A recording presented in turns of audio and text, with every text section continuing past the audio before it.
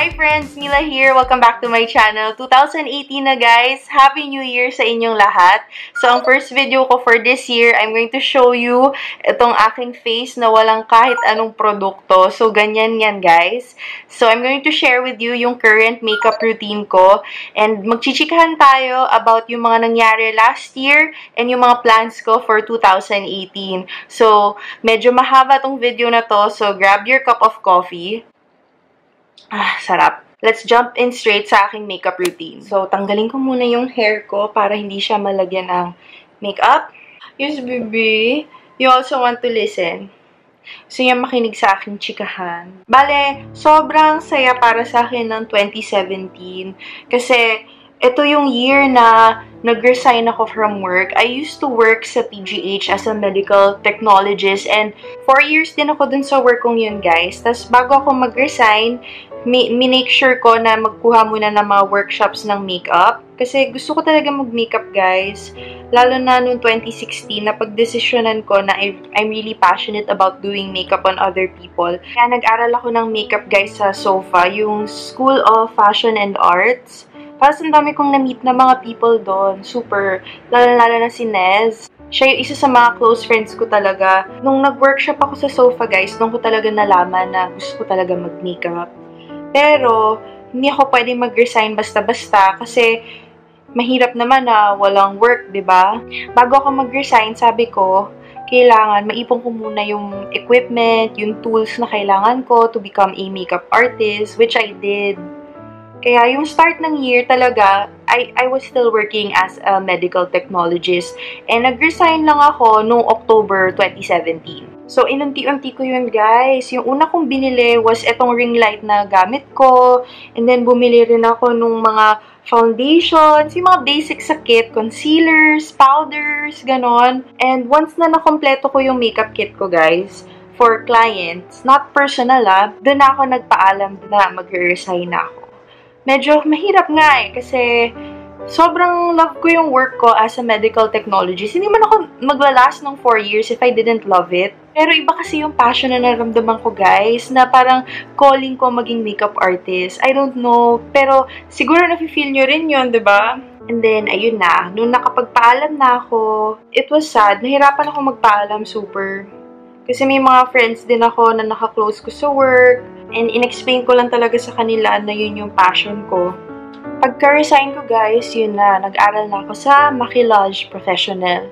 And sobrang happy ko, guys, na nag-enroll ako sa MP, School of Makeup. Sa 4th siya, guys. Nirecommend kasi siya sa akin ng friend ko, si Nez. And ayun, meron pa akong natira dun sa ipong ko. So, I enrolled myself dun sa Module 1 na class.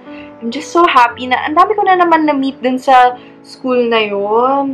And ang dami ko rin naman natutunan, especially sa paggawa ng makeup on other people. Marami akong techniques na na-pick up. And also, sa mga products, yung sinave kong kit, dun ko na-experience kung paano ko sila gagamitin for every client. So, ang dami ko talagang learnings. For all the sessions, iba-iba yung mga models na may makeupan mo, iba-iba yung shape, iba-iba yung mga skin concerns nila.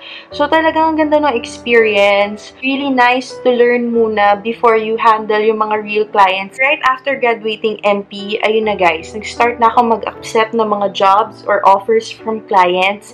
And iba yung level of confidence ko na nakapag-graduate na ako. And ayun guys, sobrang happy ko rin kasi this year, gumawa ko ng portfolio. And then, it's an online portfolio.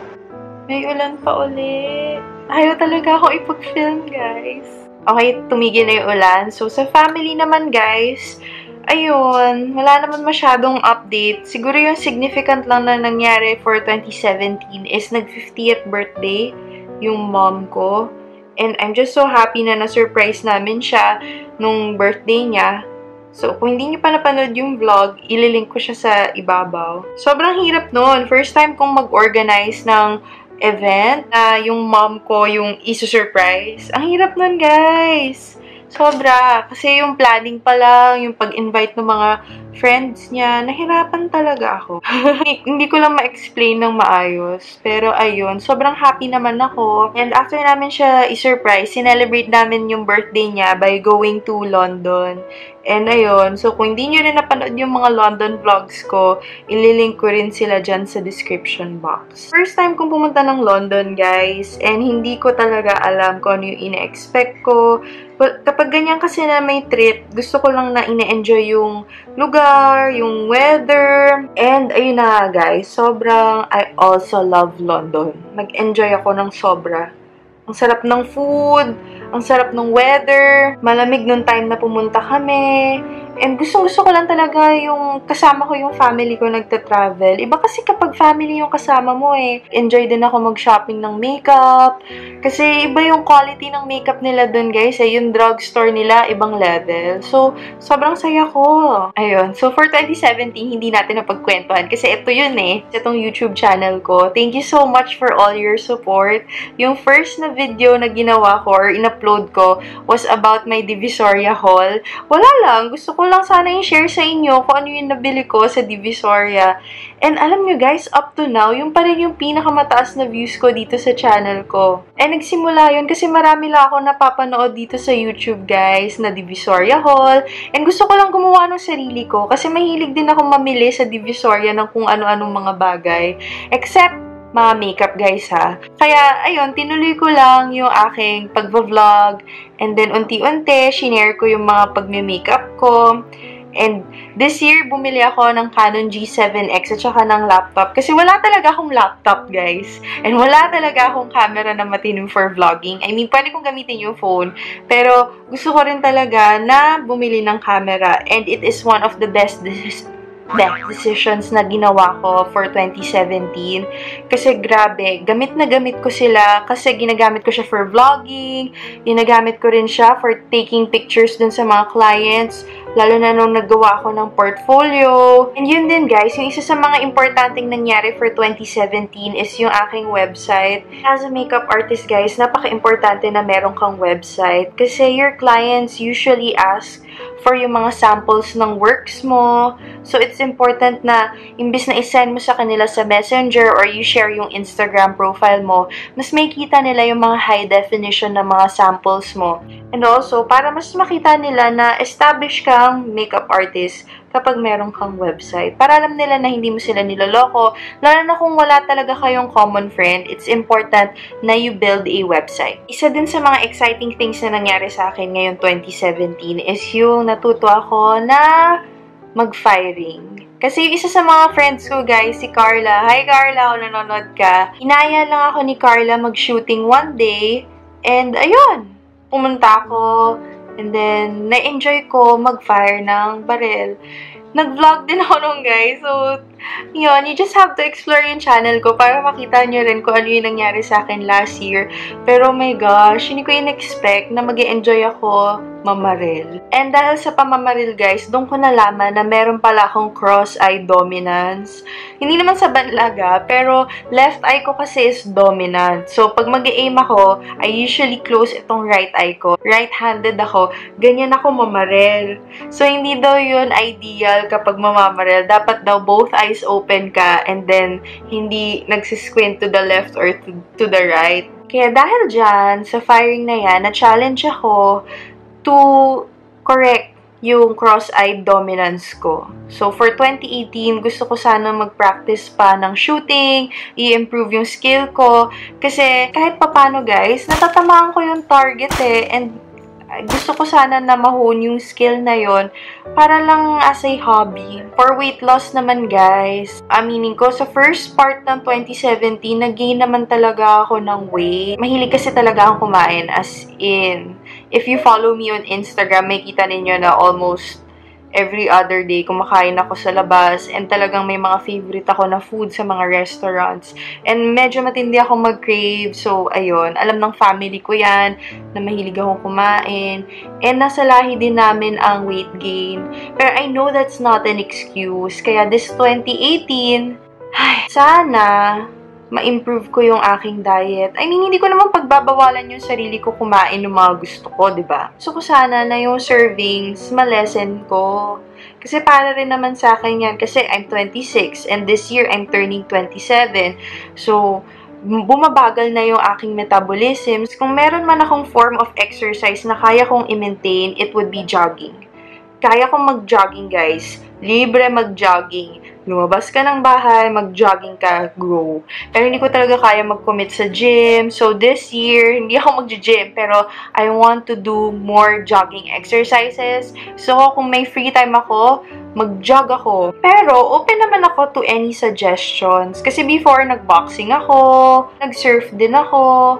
This year, sana, I pray, sana Lord, makapag-surf uli ako. It's going to be a lot more easier to push up from the board kung medyo magaan-gaan ako ng onte. So, yon, hopefully, this year, mas makapag-surf pa ako. Sa mga dogs ko naman, guys, you know naman na I'm very, very passionate about my dogs. Ako nagpapakain sa kanila, ako nagpapaligo, very hands-on ako when it comes to my dogs. For this year, I just really want to spend more time with my dogs, lalo na kung may free time. And mahilig sila mag-jogging, guys, for some unknown reason. Kaya ako, pag nagja-jog ako, guys, lagi kong kasama yung mga dogs ko. Isa sa mga major challenges na natanggap ko sa pag-YouTube, guys, is taking yung Vlogmas Challenge. Ang hirap niya, ha? For 24 straight days, nag-vlog ako about my life. I shared with you kung ano ako, kung sino ako, at kung ano yung mga ginagawa ko on a day-to-day basis. And isa sa mga pinaka-exciting na nangyari sa pag-vlogmas, guys, is pag-uwi ko from vlogging all of that, mag-e-edit ako, tapos kailangan i-upload ko na siya the next day. So, yun yung pinaka-challenge sa akin. Sensya na kayo, guys, kung hindi ako masyadong makakapagsalita ngayon. Kasi, pag nag-eyeliner, medyo mahirap talagang chumika. Kasi hindi ka pwede magkamali. Although, parang nagkamali na ako. Anyway. Ayun, hindi ako chumika at all. Sorry, nag-concentrate ako sa pag-eyeliner ko. Kabilang mata naman. Linisin lang natin yung aking mga mistakes. Kung meron man akong mistakes this past year, it would be to just let go na lang. Kung meron ka mong pinagdadaanan, okay lang naman na mag-dwell ka saglit. Pero huwag mong tagalan. Kasi minsan, pag tinagalan mo yung pagdamdam, dun ka lalong masasaktan eh. So, kung meron kang nararamdaman na gusto mong gawin, gawin mo na. YOLO! And isa pa siguro sa mga mistakes na nagawa ko this year is hindi mo ina-appreciate kung anong meron ka. Kasi guys, yung mga maliliit na bagay, dapat yun yung mas ina-appreciate natin. Huwag na natin hanapin yung mga wala. Yung boyfriend ko nga pala, tsaka ako, we just celebrated yung 4 years namin in a relationship nung November lang. Kasi yung aming anniversary talaga is 11-12-13. November 12, 2013. Cheesy, diba? And sobrang natetest yung relationship namin together, lalo na nung nag-resign ako. And ayun, isa sa mga blessings ko is sobrang supportive lang niya sa akin, sa kung ano yung gusto kong gawin. And I think yun yung pinaka-importante, guys, is that the ones or the people you love support you kung anong gusto ninyong gawin. Ano ba yan? Kaka-eyeliner ko lang. Baka umiyak ako. No, no, no! Speaking of crying, ang dami ko mga bagay na iniyakan this year. Pero hindi lahat sila tears of sorrow. Some were tears of joy. Pero guys, don't get me wrong, ha? There's nothing wrong about crying. I cry almost all the time. Kasi ganun ako eh. Kapag may wedding, ganun. O nga pala, I did my first wedding makeup, yung first bride ko. And I cried right after that. Nung na-engage yung best friend ko, I also cried. Ayun guys, ang dami lang talaga mga nangyari noong 2017. Hindi naman natin pwedeng isa-isahin lahat ng yon sa video na to. So right now, let's move on to 2018. So 2018 na guys, kalimutin pa rin talaga ako. Nakalimutan kong iset yung aking under eye ng powder. And sana ngayon 2018, mabawas-bawasan ko na yung pagiging makalimutin ko. Habang sineset ko yung foundation ko with powder, sineset ko na rin yung mga ibang goals ko in life. Kaya mag-a-apply ako ng bronzer.